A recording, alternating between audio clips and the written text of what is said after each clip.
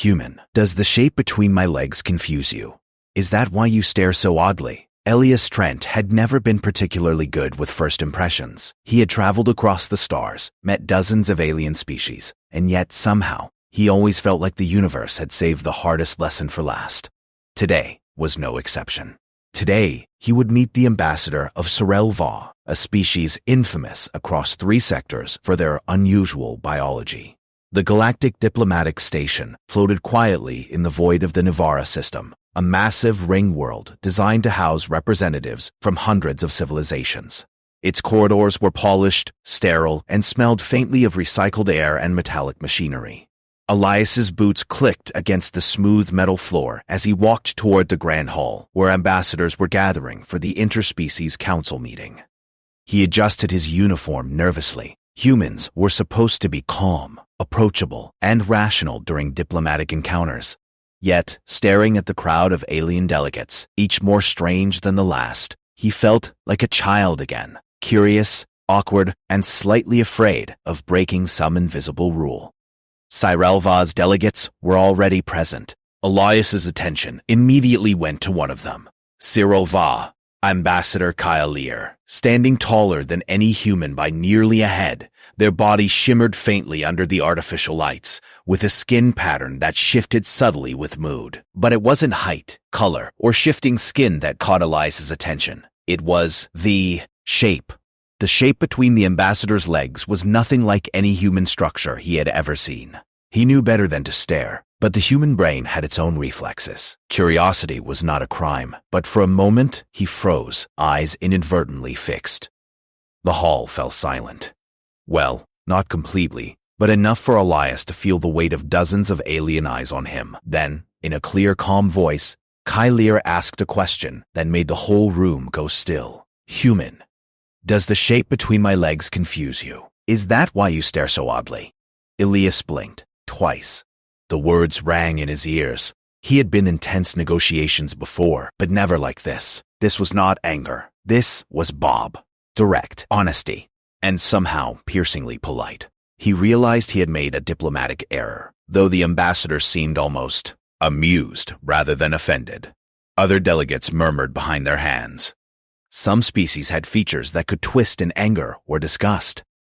Elias noticed subtle vibrations and color changes around their heads. An alien form of snickering, perhaps. Elias swallowed. His voice felt small, but he forced it out.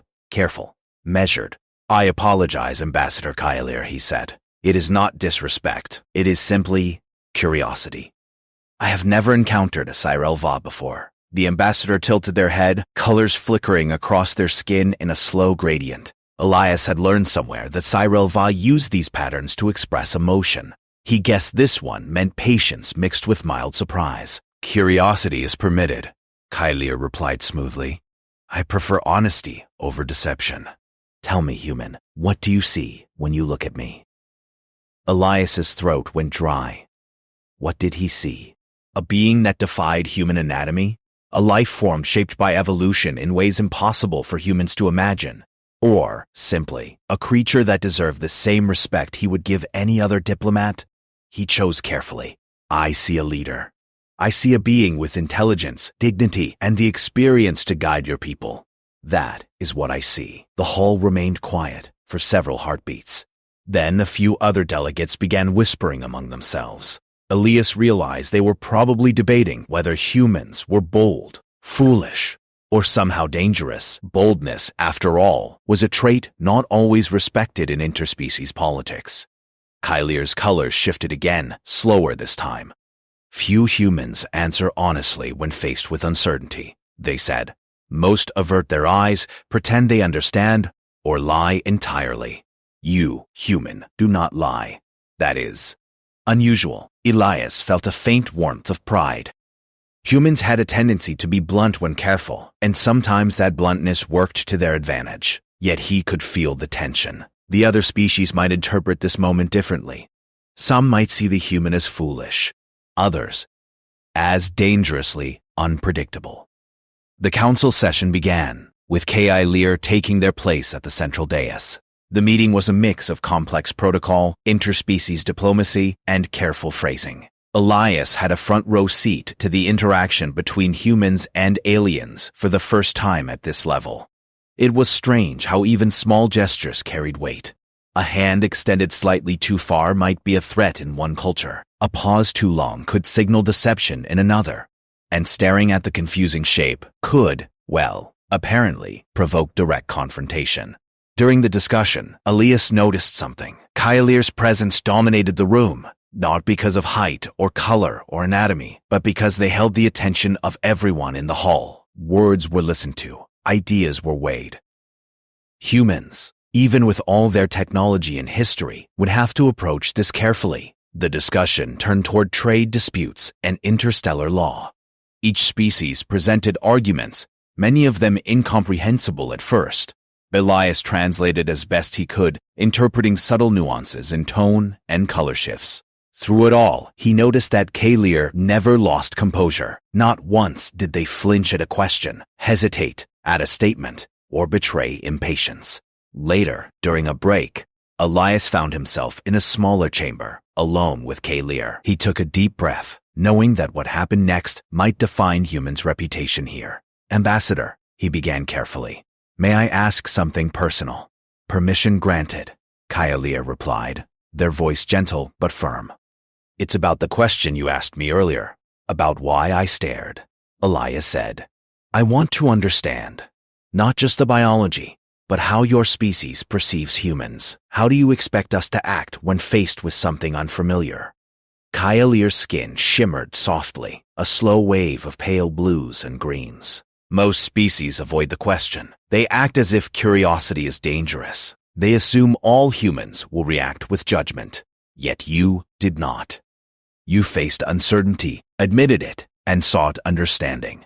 That is rare." Elias nodded. "We are not perfect, but we try." "Try is more than most accomplish," Kylear said. "The galaxy often underestimates humans because they are blunt. They are awkward. They stare where others would look away. But perhaps it is this very awkwardness that allows them to see clearly." Elias smiled faintly. He had heard similar statements about humans before, from teachers, from historians, but never from an alien ambassador whose species had influenced galactic politics for centuries.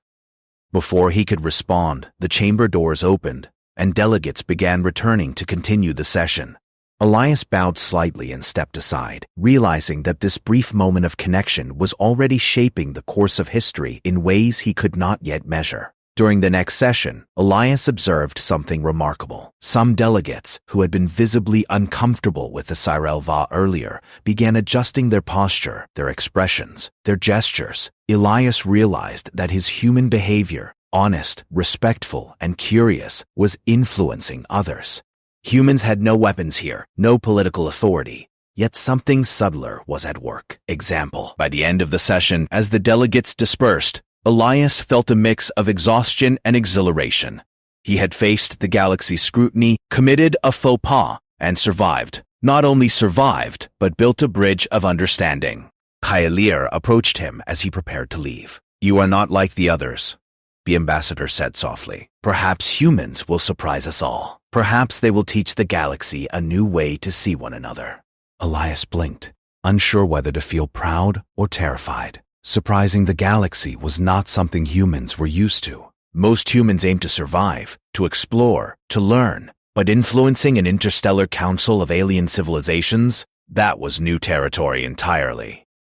He smiled. "Then we have work to do." Kylear's colors shifted into a pattern that Elias interpreted as amusement.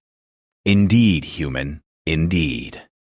As he walked back to his quarters, Elias realized that this encounter, awkward, tense, and unforgettable, was only the beginning. Something larger was at work here, something that could redefine how humans were seen across the stars. And somewhere deep inside, he knew it would not be the technology, the weapons, or the fleets that would make humanity remarkable. It would be their willingness to look, to wonder, and to speak honestly, even when every other being in the room expected silence. The stars outside the station gleamed with quiet indifference, yet Elias felt the pulse of something extraordinary. Humanity had arrived, and even in their awkwardness, they were already changing the galaxy. The council chamber hummed with quiet tension the next day. Aliens of every shape, color, and size gathered, their voices low and careful. Elias Trent moved among them, like a translator, cultural guide, and human ambassador all at once. His mind replayed yesterday's incident with Ambassador Kaya Lear. That question, direct, honest, unsettling, had echoed through his head all night. Other delegates whispered, casting sideways glances at the human. Some were clearly judging him, and by extension, all humans. Some species were known for their strict hierarchy, where even minor errors could disqualify a diplomat from service. Yesterday, Elias's stare, curious, innocent, and instinctive, was enough to raise eyebrows and suspicions. But humans had always thrived under misunderstanding. In their history, they had survived disasters, adapted to alien environments, and outsmarted predators, not through sheer strength, but through patience, observation, and creativity.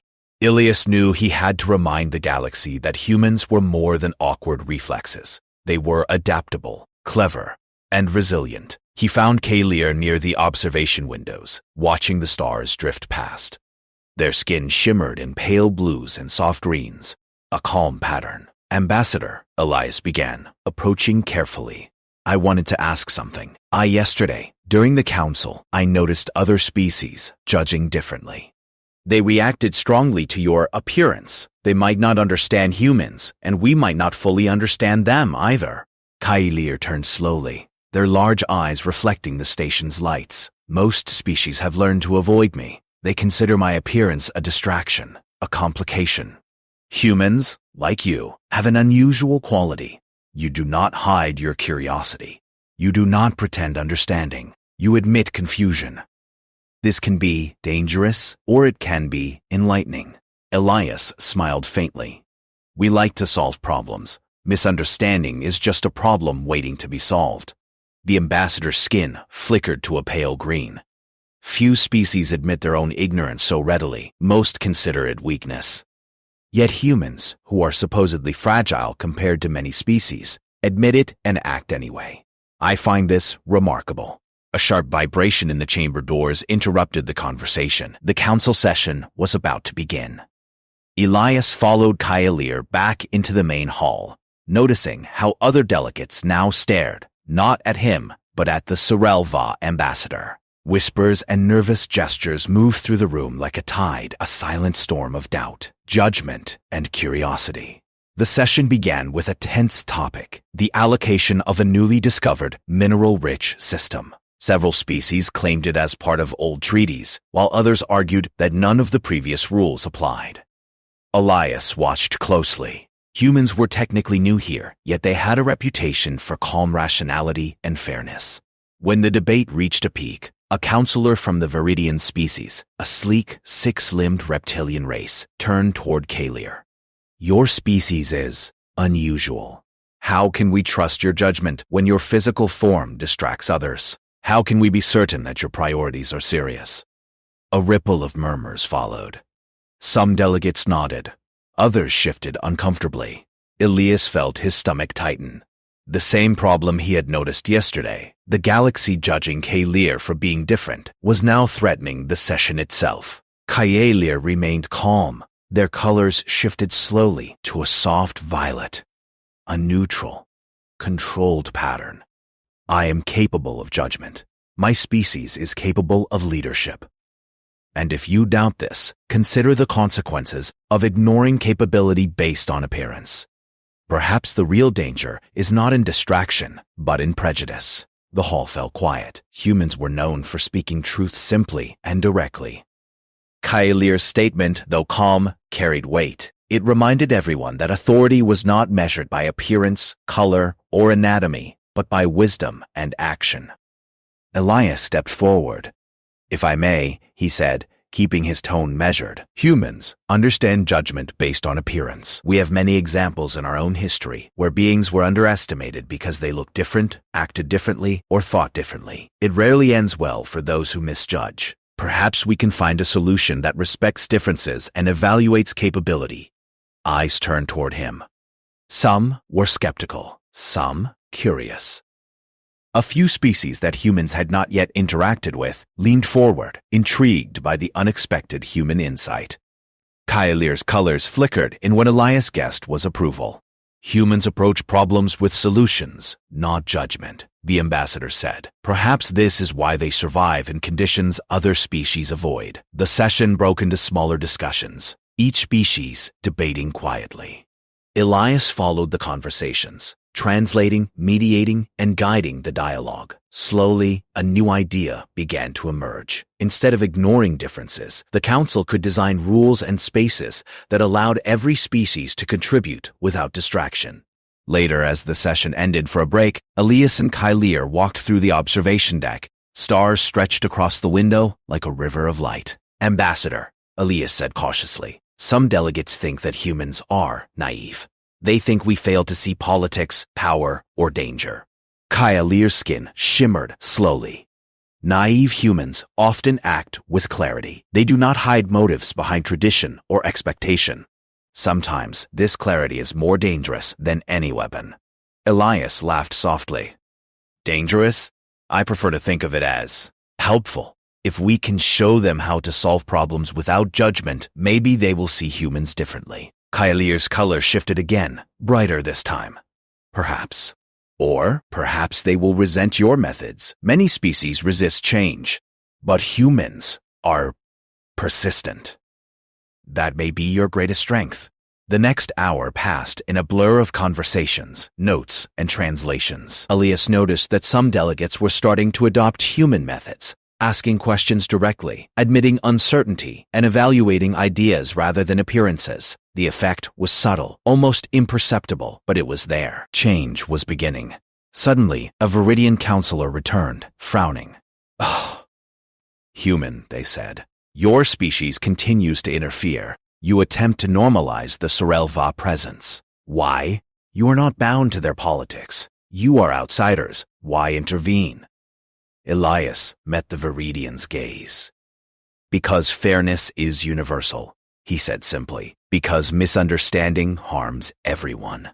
Because if we do not try to solve problems when we see them, the galaxy will continue to make the same mistakes." A ripple of shock passed through the room. Aliens were not used to humans asserting moral clarity. Most species acted out of self-interest, tradition, or protocol. Humans acted out of principle. It was unfamiliar and, in some cases, unsettling. Kyleer's skin shimmered in quiet satisfaction. "You are unusual indeed, human. But perhaps that is why your species survives where others fail. You see problems. You confront them directly. You do not allow difference to become weakness." Elias felt a warmth in his chest. This was more than diplomacy. This was influence. Without weapons, without fleets, humans were beginning to shape minds, cultures, and expectations. Later, as the council adjourned for the day, delegates filed out in groups, some whispering, some silent, all thoughtful. Elias walked beside Kyleer to the transport shuttle.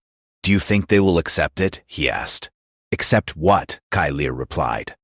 "The idea that difference is not weakness, that curiosity, honesty, and cleverness are strengths." Kyleer's color shifted in a wave that Elias took as amusement. "Some will. Some will resist, but humans have a rare quality.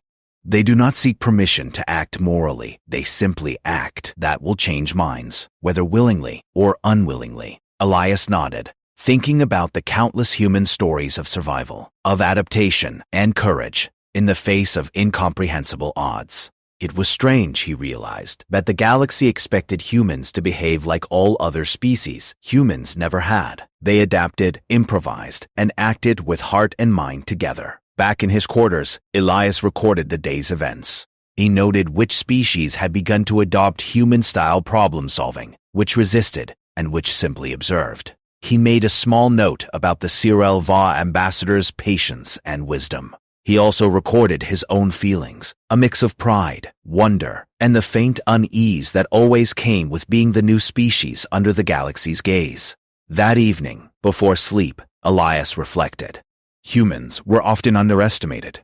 They were awkward, impulsive, and sometimes clumsy.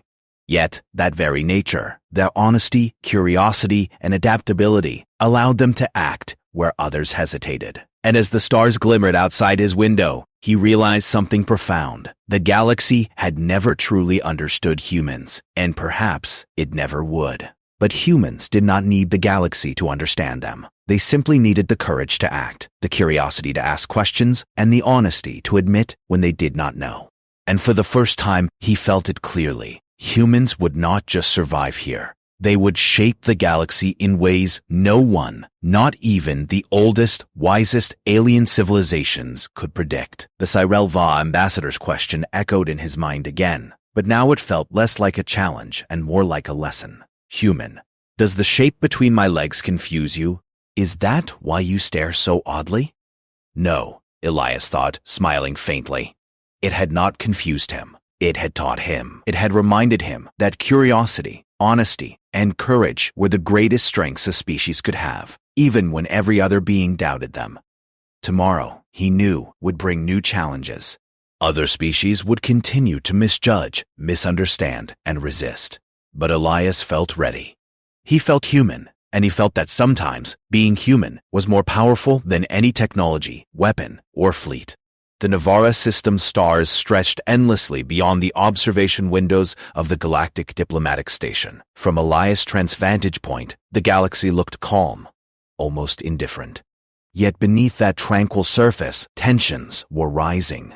Humans, new to interstellar politics, had begun to shift the focus of the Council, not through force, not through threats, but through intelligence, curiosity, and a stubborn willingness to act morally. It began with a logistical problem. A joint scientific project, meant to study a recently discovered nebula, rich in rare elements, had stalled. Delegates argued endlessly about leadership, contributions, and ownership of resources. The Sorel-Val scientists were frustrated. The Viridian delegates were stubborn. Communication had broken down entirely. Humans were the outsiders, observers at first. Yet, ironically, they were the only species capable of approaching the situation without bias. Elias had noticed the frustration building among both aliens and humans alike. He stepped forward during a smaller committee session. "We are not here to claim ownership," Elias said, "or to assert dominance. We are here to solve the problem. Let's start with facts, then build a plan everyone can agree on." The room went quiet. Some delegates shifted in their seats, skeptical. They were accustomed to debating with pride, tradition, and sometimes ego. But humans? Humans approached the problem logically, patiently, and without personal agenda. Hyas continued. "First, let's identify the resources available. Then, assign tasks based on capability, not appearance. If someone struggles, we support them. If someone excels, we learn from them. If we fail together, not against each other." A murmur ran through the room. One Viridian delegate leaned forward. "And you believe this will work?" "I know it will," Elias said simply. The Cyril-Vam ambassador, Kylir, observed in silence. Their skin shimmered slowly, an almost imperceptible wave of appreciation. They had seen civilizations collapse, over pride, over fear, over misunderstanding, and here was a human calmly untangling a problem that others had created for centuries. The human's approach was simple: communication, collaboration, and practical design. First, they reorganized the workflow for the nebula study. They used holographic simulations to show each delegate's strengths and weaknesses. They created schedules that respected each species' biology, energy cycles, and preferred working methods. Humans, for their part, volunteered to handle tasks that others were reluctant to do, often the mundane, tedious, or complex steps that could stall the project if ignored. Delegates were shocked. Where they expected hesitation, humans acted. Where they expected politics, humans offered solutions. Where they expected weakness, humans displayed patience. Slowly, the room's tension eased. "Observe," Elias said, motioning to the holographic display. "Each species has unique skills. If we work together, we will gather the data in half the expected time. If we fight over roles, we gain nothing. History teaches failure when ego rules. Today, we try logic." Kyalir's skin shifted to pale blues, signifying calm agreement. Humans possess clarity of thought. rare in beings with such complex emotional and social structures. You see the problem and act. This is your strength. The Viridian delegate, still skeptical, watched the simulation. Slowly, they nodded. The other species began to follow suit. Humans had not demanded respect. They had earned it through action. Over the next few weeks, the nebula study became a model of interspecies cooperation. Data that would have taken decades to collect was processed in months. Aliens who once doubted the Sorelva ambassador began to see value not only in them, but in humans as well. Humans had shown that leadership did not always belong to the strongest or the oldest. It belonged to the one willing to solve problems and unite others. But not everyone welcomed this change. Some species began to see humans as a threat. If humans could influence decisions, guide projects, and unify aliens without coercion, then the established hierarchies of power were at risk. Whispers of unease circulated among the older, more rigid species. Elias noticed it. He was used to tension, to politics, but this was subtle, like a cold wind brushing against the mind. It was the feeling that some delegates were not merely skeptical, but worried about the human influence spreading. He spoke to Kyleir privately in the observation deck. Ambassador, I think some species are starting to fear us, not because we are dangerous, but because we are effective. Kyleir's colors shifted slowly. Effectiveness threatens complacency. Many civilizations prefer tradition over results. Humans are new, yet they show what is possible. That is frightening to some, Elias nodded. I understand. But we cannot stop. We solve problems. We help. That is our way. That is what makes humans, humans.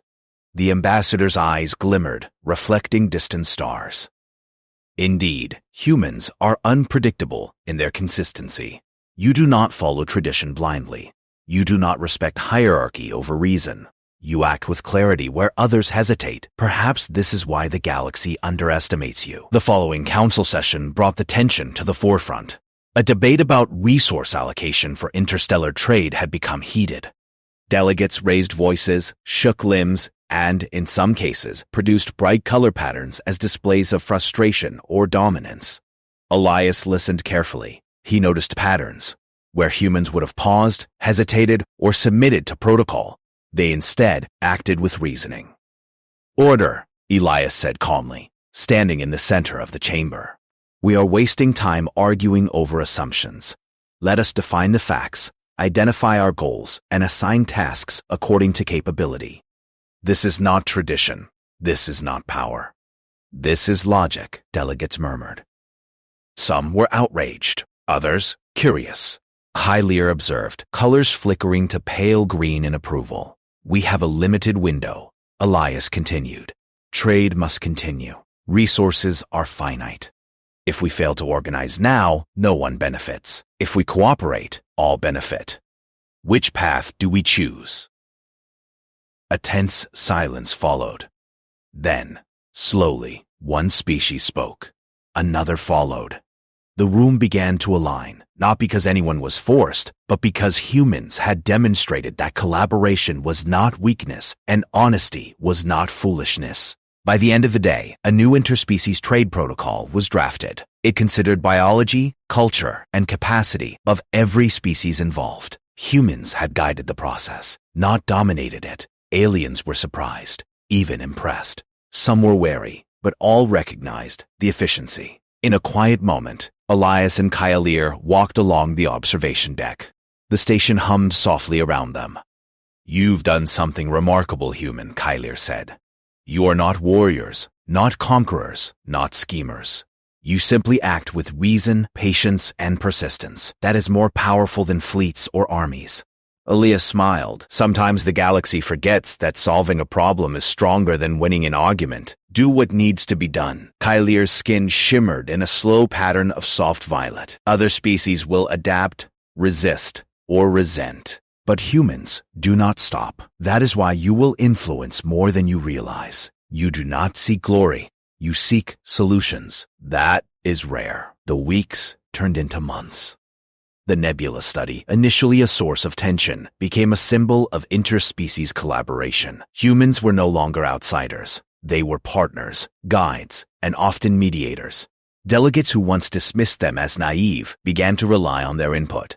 Rumors spread quietly. Some species called humans dangerous, not because of aggression, but because they inspired change. And change was frightening. Yet Elias remained calm. He had seen enough of human history to know that persistence, honesty, and curiosity often achieved more than strength or intimidation. He watched the galaxy shift slowly, subtly, because humans were willing to act when others hesitated. One day, during a celebration marking the Nebula Project's success, Kai Lear spoke publicly.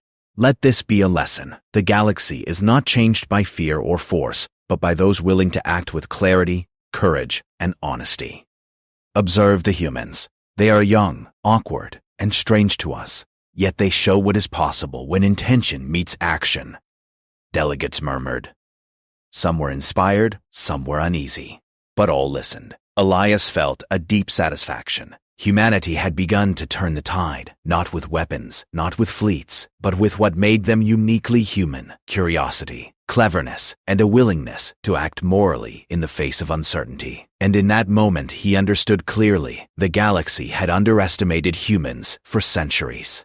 But that underestimation was ending. Slowly, inevitably, humans were changing how the galaxy saw possibility itself. The stars outside the station gleamed in quiet indifference, but inside, a small spark had ignited, a spark of understanding, admiration, and fear. Humanity was not the strongest. It was not the fastest.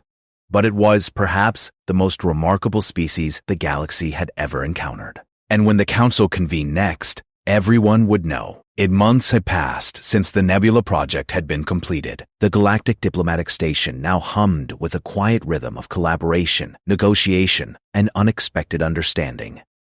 Delegates who had once viewed humans with skepticism now spoke of them with a mixture of respect, curiosity, and quietly. Elias Trent walked through the observation deck, watching the stars streak past.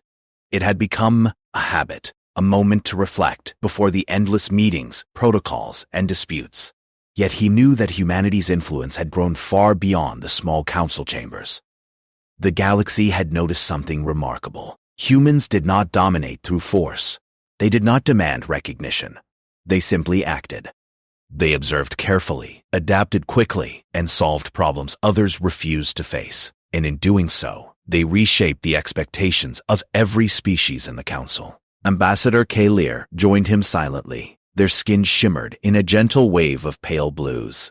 "Humans," they said softly, "you are changing the galaxy not through threat or reward, but through clarity. Other species struggle to accept it. Some fear it, but none can ignore it." Elias nodded. "We just do what is necessary. If it happens to change minds, then that is a side effect, not the goal." Kai Lear's eyes, deep and reflective, followed a cluster of distant stars. "Yet it is remarkable. You act without seeking praise, yet influence grows around you. That is power, human, though few recognize it as such. You show that intelligence, honesty, and courage can be stronger than fleets, armies, or ancient law." Outside the observation windows, stars twinkled like scattered diamonds. Elias thought about the countless alien species, each with complex hierarchies, centuries-old grudges, and unspoken fears. And yet, humans had navigated them all. Not with intimidation, but with action, reasoning, and persistence. The next council meeting brought a proposal for a galaxy-wide initiative, the formation of neutral collaboration zones. These zones would allow multiple species to work together on exploration, research, and trade without interference from traditional hierarchies or territorial disputes. Many delegates were hesitant. Some older species whispered about human interference. Others questioned whether it was even practical. But Elias, alongside Kai Lear, presented a clear demonstration of what humans had achieved. "Look at the Nebula Project," Elias said, gesturing to the holographic simulation. "We face disagreement, distrust, and misunderstanding. Yet, through collaboration, communication, and respect for each species' abilities, we completed the work faster than anyone expected. We did not dominate, we did not manipulate. We simply acted with reason." Delegates murmured. Some nodded, others furrowed brows, skeptical.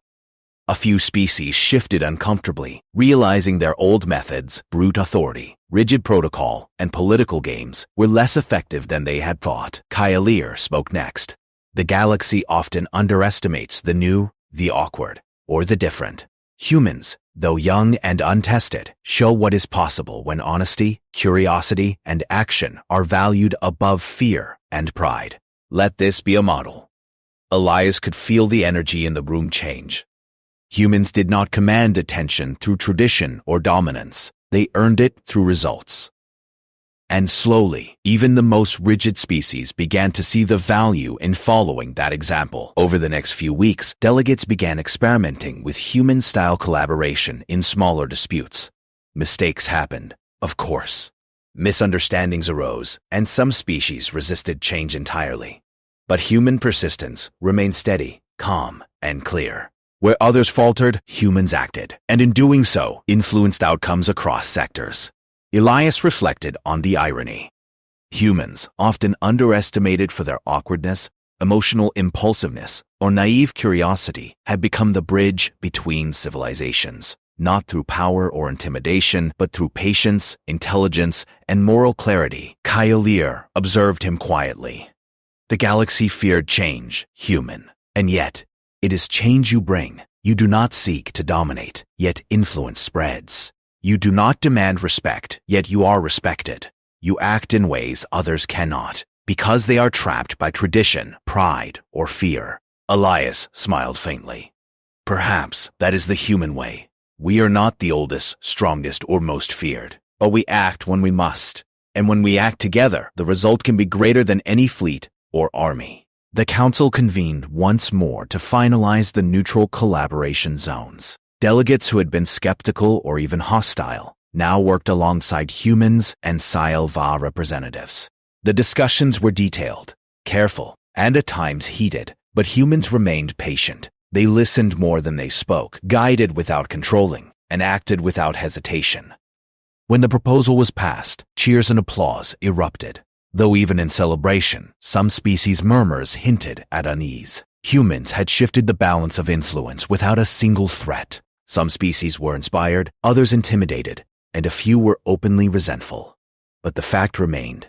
Humans had changed the way the galaxy operated. Later, Elias walked through the corridors alone. He thought of the countless moments that had brought him here. The stare, the question, the awkward silence, and the small decisions made in honesty and curiosity. Each had shaped the larger outcome, proving that even in a galaxy dominated by ancient civilizations, small choices could ripple outward into massive change. Kyalier joined him silently, their skin a calming pattern of soft green. Your species will be remembered, human, not for conquest, not for fleets, not for war, but for showing the galaxy a new way to see itself. Honesty, curiosity, courage, these are your weapons, and they are more effective than any blade. Elias laughed softly. Weapons? Maybe. But I never thought of it that way. I just tried to do the right thing. That is the difference, Kyalier said. Most beings act for pride, tradition, or fear. Humans act because they can, and because they know action is better than stagnation. That is why the galaxy listens. Outside, the stars sparkled in quiet indifference. Yet inside the station, a ripple of change moved through the council, across sectors, and through civilizations. Humans had arrived, awkward, curious, and persistent. And the galaxy, for all its complexity, had begun to notice. The council chamber emptied, but Elias lingered. He thought of the question that had started it all, the one that had made him freeze in awkward silence, yet forced him to reflect on his own humanity. Human, does the shape between my legs confuse you? Is that why you stare so oddly? Now he understood. It had not been a challenge. It had been a lesson. A reminder that curiosity, honesty, and courage were more valuable than appearances. That differences were not weakness, but opportunity. That the galaxy, vast and old, could always learn something new from humans. Years later, historians across the stars would cite that question as a turning point. A moment when humans proved that influence did not require intimidation, that change did not require force, and that even the youngest species could teach the galaxy a lesson it had long forgotten. Ilias walked back to his quarters, calm but aware of the weight of history in motion. Humans had survived, yes, but more than survival, they had transformed perception. They had turned misunderstanding into understanding, hesitation into action, and curiosity into guidance. Kylir joined him briefly at the window. The galaxy will remember humans, and not for their weapons or fleets, but for their clarity. That is your legacy, human. Elias nodded, gazing at the stars stretching into infinity. Then we leave them with something worth remembering. Not fear. Not dominance, but possibility.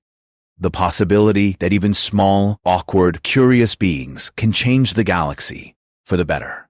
And as the light of distant suns shimmered across the station, a quiet truth settled in Elias's mind. Humans had arrived, not as conquerors, but as guides. They were awkward, curious, persistent, and alive in ways the galaxy had not expected.